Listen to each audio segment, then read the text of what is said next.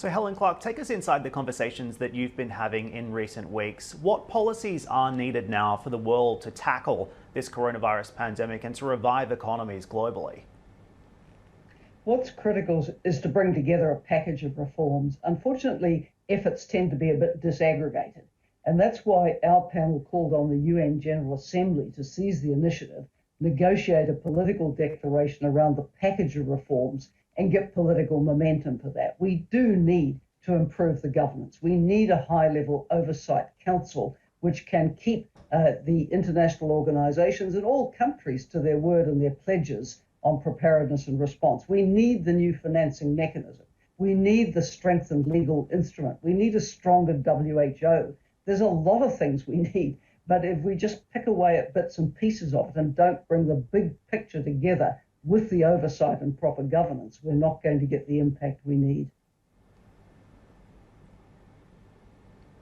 I think one of the major challenges, though, is of international cooperation, and the rift between the United States and China on the origin of the coronavirus is a clear case in point. I'm wondering if you would like to address that, and more broadly, what can governments do today to work closer together to be better prepared for the next pandemic? We can't end this pandemic without global cooperation. At least as we know, in a G20 setting, China and the US are sitting there and they're part of the decisions that come out. So we just have to push for all hands to the wheel with this. China has approved vaccines by WHO. There's the approved vaccines from the West. We need all of them. We need them out there to do the job. And if we are to have a negotiated political declaration at the UN General Assembly, which I very much advocate, then these great powers have got to put geopoliticking aside and come together around our shared interests. It's in the interest of every single country that we get this right. Otherwise, we will be doomed to repeat this sad lesson of history.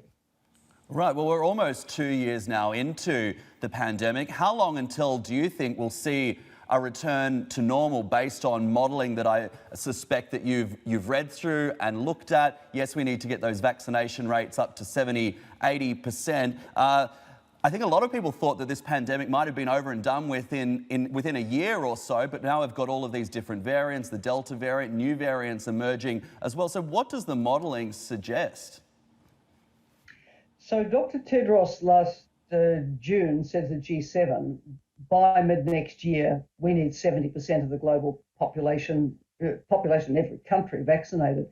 But what we're seeing with Delta is that the projections of what you need to get better protection go rather higher than that. I mean, ideally, you'd have just about everybody vaccinated, but we have to pick our way through the anti-vaxxers and the fake news and so on to boost the levels high.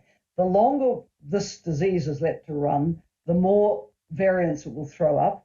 As the reports tell us, there could be more lethal, more transmissible variants than Delta. So it really is a race against time now to boost vaccination levels. Of course, if we could get to 70% on average in every country by mid-next year, that would be tremendous. But realistically, I think we've got to try and do better than that.